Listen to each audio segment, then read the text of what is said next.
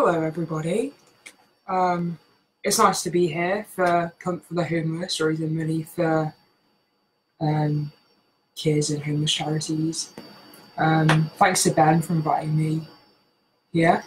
My name's James and I'm sporting a quarantine cut and I'm your spoken word poet for the next, I don't know, like half an hour or so. Yeah, I'm just going to go straight into it. Fair warning, I'm going to add a trigger warning onto some of my poems because I'm the kind of person that would like that kind of thing. And yeah, it's just a good thing to offer. I hope you can all hear me. If you can't, let me know. And well, there's nothing I can do about it, so. Cool, yeah, I hope I've got a nice selection for you today. My first poem's called My Vile Body. Concrete lines combine, don't worry, I'm fine, to form remnants of bodies and everything I don't want them to be. It's hard to swallow when I've only got monsters of memories for company. My eyes behind frosted glass are blurry. I'm fine, don't worry.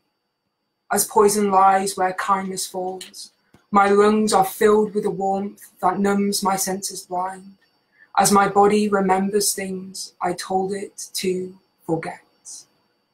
You traced the outline of my lips over and over and over again until they become the first line of your favourite book, which you recite over and over and over again until it becomes engraved on my headstone.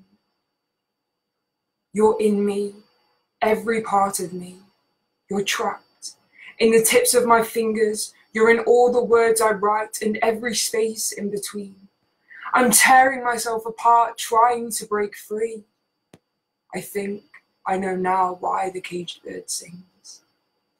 You're here, in my tongue, in my teeth. You're in every word I speak, each sound that slips my lips. You sharpen into knives, each one to kiss my skin and leave scars that spell your name. This body has become by design, not mine. But don't worry, I'm fine. That night, in all its innocence, contaminated by your malignant embrace. Eventually, I'll rise from this waking sleep, although I'll be in no hurry, because I'm fine, don't worry. Thank you. Just a word out to my friends, please don't message me, because the sound will come through and it's disruptive. So that was the first one. Yeah, not a sad start as usual with when I do a set.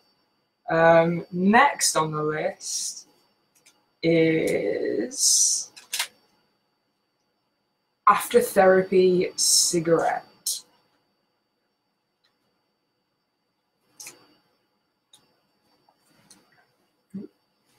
Here we go. After Therapy Cigarette. A time for reflection, to feel the embrace of each lost love once more. To dream of future sorrows is where my heart lies. Marked arms and scorched thumbs write down words of bloodlust as shadows creep ever closer. I'm working on ways to laugh straight through my innocence, as sunlight absorbed through my skin caresses patches of ignorance. I'll shave my soul and murder my memories. To fight off past demons means to admit to myself what happened. That fearful afternoon with bedsheets drenched in sweat and sweet cum. Breath sweet from the taste of menthol cigarettes. As our inner desires are neither known to us. We're just cast out before they passed out. So now we refrain from feeling comfortable in our own skin. Life is meant to be lived, but these burdens held within make for catastrophic endings. So I try to fill this empty space with only a hospital wristband to feel my embrace. Shadowed souls emerge as demons line my casket. So just take these pills, they say, and please don't fight it, no matter what it might be. We're no help to you if you're dead. So please just keep fighting, improvising what it means to be happy. I'll learn to fall in love with the rain as the worms of my inner self crawl to the surface. But I'm running out of ways to define myself and the constant search to find meaning for my life. They force me to wait for the good days because that's what makes life worth living. But when the bad outweighs the good by 1,000,000 to 1, my patience begins to wear thin, like the tissues I use to wipe your tears on nose. I never thought I'd be okay, and I still think in such ways. These hollow bones inside my chest don't feel good anymore, and my energy is drained. As I seek comfort in the fact that with each breath I take, I get closer to death. I'll continue to breathe for the living and live for the dead. And the realization that that's my salvation helps me to fake my happiness as it continues to toy with me, life, playing the relentless game, and at whose expense? In the end, it's only life who's going to lose out on a player. So does that mean I win? Could death be the ultimate liberation? Could death be my salvation? Thank you. That's the end of that one. Yes, we have a link in the comments for Compass Children's Charity, who we're raising money for on this evening. So if, I know it's hard times with the whole lockdown and stuff, but if you have anything spare, like, please donate. It's for a very worthy cause. Third on the list, this poem is about a little coffee shop. Oh, was set. We've got some good news in a little coffee shop in town, which I'm missing dearly. Outpost Coffee. Yeah. I do have some though. I'm home brewing it. It's not the same though. It's not the same as Outpost Coffee. Yeah, my friend got some good news and we shared it together in this coffee shop, and this is about kind of that that moment. It's titled Coffee Shop. He stood 50 times his height, palms pressed against the glass, separating him from the road, and their glamour, that familiar scent of Arabica, the angelic ascent of heaven. Inhaling deeply, forcing good dwelling, ushering in aching, redolent of addiction. Intertwining his silent child, suppressed smiles profiled, the blush shade of the window matching breaths that kept singing a song too defiled to decode. Through cracked concrete grins, glowing blueberry brambles grow, drenched dry through bitter tasting lips, tamed to put on a good show. Retrospection roasted, swilled with sugar cubes, as pursuer becomes prey. Nothing beats a day in the cafe. That was that one. And following on from that, this poem is about when you're in a relationship, not necessarily like a couple, like any kind of friendship, and you know, it hits that peak, and from that peak everything just kind of crashes and burns from there. So this is about capturing the moment of that peak when literally nothing can be better. It's called Rebirth. Noticing the softness, I looked again at you, slinking away a slow retreat. The reason so small in the grand scheme of things, but held above beyond love, the origins of this world. Every blade of grass shaken to the root, shaken by the secrets you shy from. As I stand there watching shadows forming boxes around unspeakable words, cast for company while I squirm, a fool covering ground, dying from thirst. The origins of my universe I now can see, a hippodrome of light expanding before me, a flat plane of depth, my funeral home, seamless vision staring into the abyss, touching tongues, this is our language, one final kiss. Thank you. Following on from that one, I've never performed this one before, other than to myself in my bedroom, which is quite handy in this moment. So I thought, better time than never. Yeah, I kind of try and do a bit of a narrative through my sets. So if you're just tuning in now, sometimes it's worth kind of going back and watching them through so you can kind of get the whole story of like what's going on in my life, basically. So this one's called The Beat of My Heart Still Goes. So, take the violin down off the wall, move the bow back and forth till you see tears fall. And when the sadness stagnates, stick it under your bed. Just don't open your eyes before counting to 10. I've been forced to forget the smell of your hands as they danced over my body, running over my pores. And with the weight of the entities crushing my bones, I said, you look like the devil, but you feel like the Lord. And even now, when I think of perfection, I still think of your voice. So don't tell me you'll call me your baby, when that was the name that you blatantly gave her. And it's foolish of you to share with someone else. But my heart still beats without you, which is something I thought it would never do. And it's clear now, our relationship just contained fragments of the truth.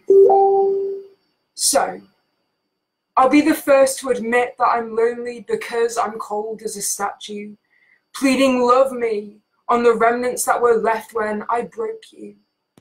I can't stand you're still talking when I shouldn't be living.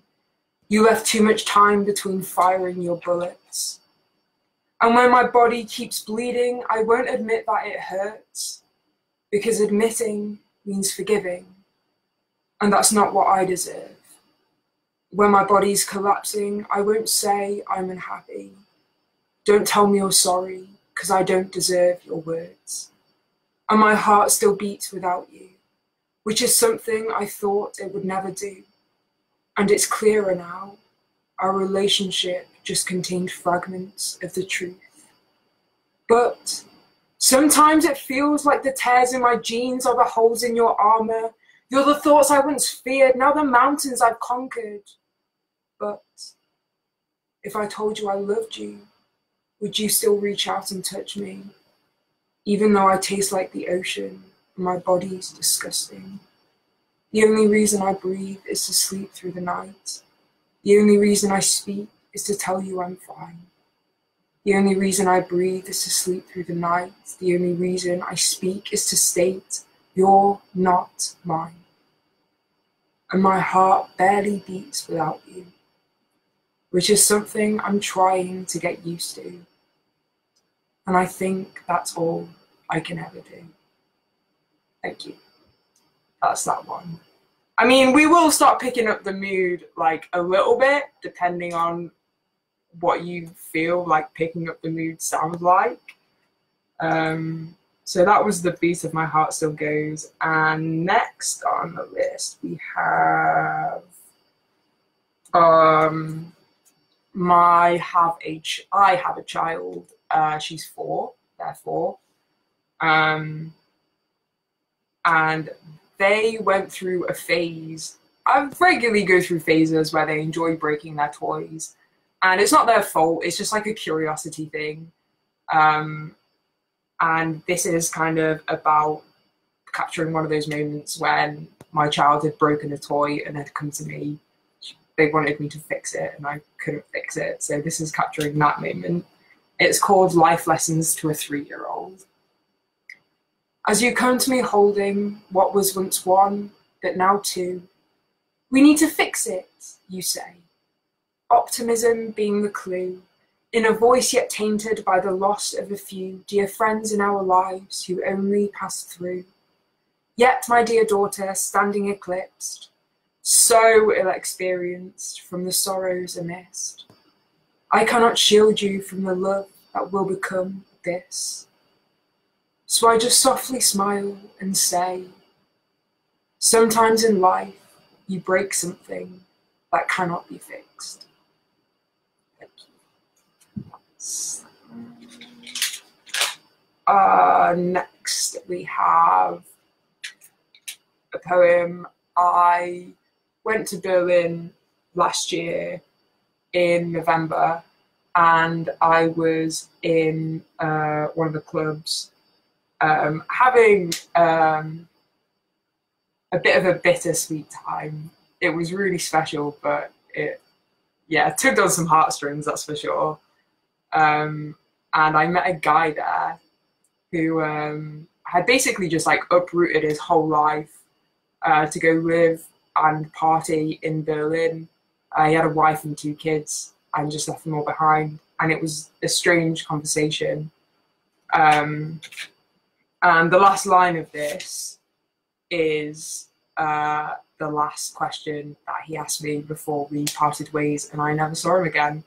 And I sat at the back of the club in the bar. I was going to say smoking area, but the club didn't have a smoking area. I sat at the back in the bar and scribbled this down. It's been edited a bit since, but the skeleton of the original poem is still very much there.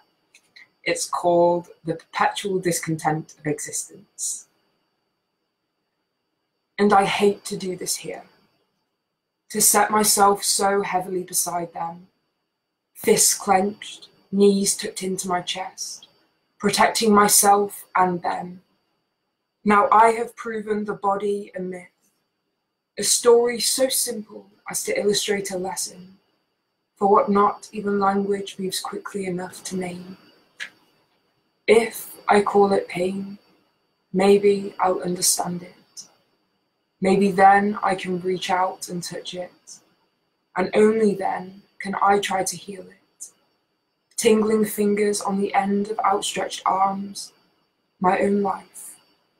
It lies still as the music thins, yet strengthens the pulse felt through mist and garment. If I lean into the desire it starts from, if I lean, shirt unbuttoned, into the blow of loss after loss, love tossed into the ecstatic void, I will have carried this pain further than ever before, to chords that stretch and bend, like a prism of light reflected through coloured glass.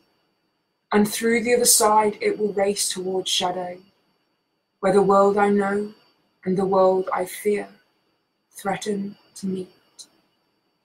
There is always a road mapped towards the sea, always a question bigger than itself. They say you're leaving Monday. Why can't you leave Tuesday instead? Thank you. That was that one. The next one is a compilation of 4.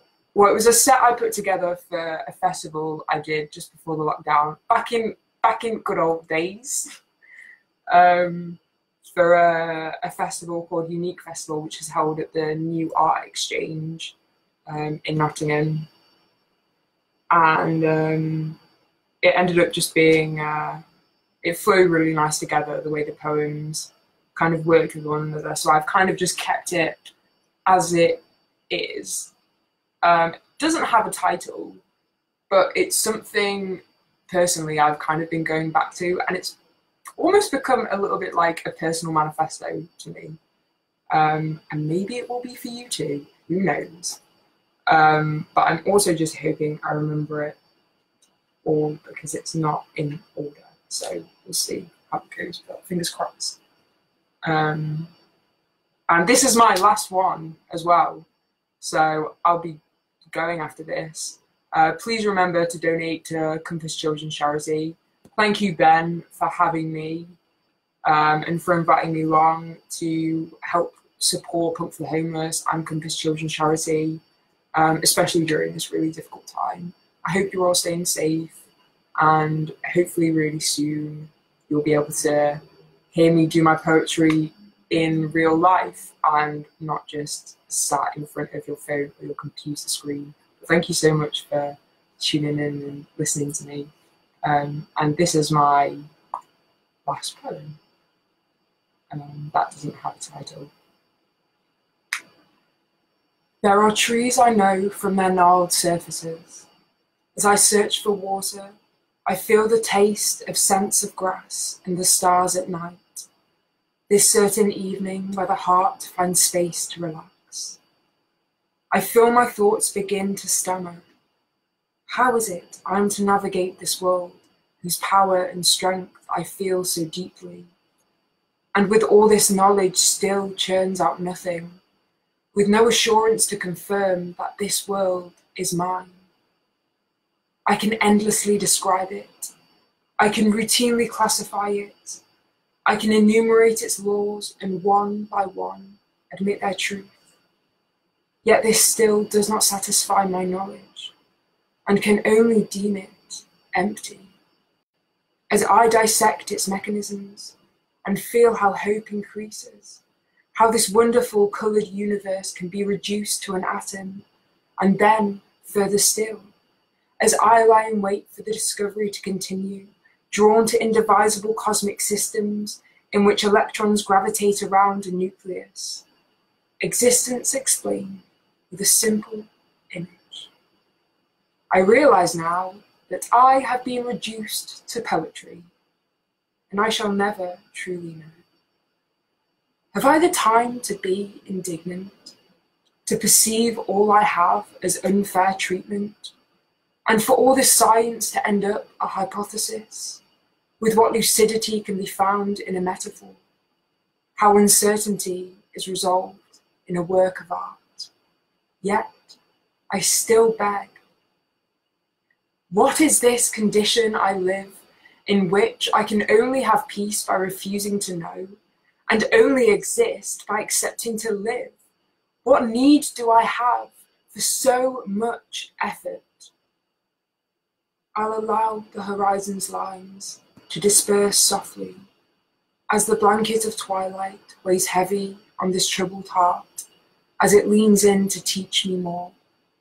So I have returned to the beginning, and I will see through the dawn. I cannot for all my being apprehend this world, but I will experience a new birth, as consistent with each day break. I will trace the horizon's line till the end of my time, yet know no more than before. I will no longer waste my time searching these lightless spaces for the wreck that went down, refusing to surface until I could no longer hold my breath. Instead, I will lift up this drifted wood from the washed up pools of forgotten rocks, drag it with what tethered rope is left seaward, and there, just before the ocean drops, I will hoist a sail from these forgotten sheets, assemble a rudder, and, once ready at last, I will stand as the tall mast. I will walk into the swell to leave the shore for the first and the final moment, knowing only time will tell. On this water's numb hurt I will not dwell.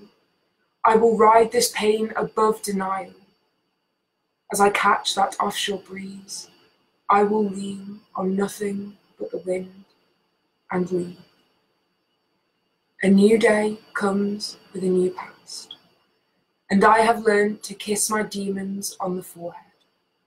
I am still afraid, yet still I wake to fight through the day the same. In myself I see my insanity become sane. Now I have learned that my fight and fear can become love and bravery. I'm stepping out from beneath old skin, unburdening my shoulders from the weights held within. These fears, these flaws, these insecurities, they are not mine, not really. They belong to a world consumed by the superficial, when I am born only of real flesh, real blood. I was not made to carry such sorrows in my bones. So I will step out from beneath old skin and learn to live with only love and graciousness as I begin to see this glorious life through fresh eyes and an eternally open heart. Thank you, and that's been everything I've had for you today. Thank you so much for tuning in. Please remember to donate to Compass Children's Charity. Thanks Ben and Punk for the Homeless for having me here. And I'm really looking forward to seeing everything else that has been lined up. So stay tuned and on to the next one.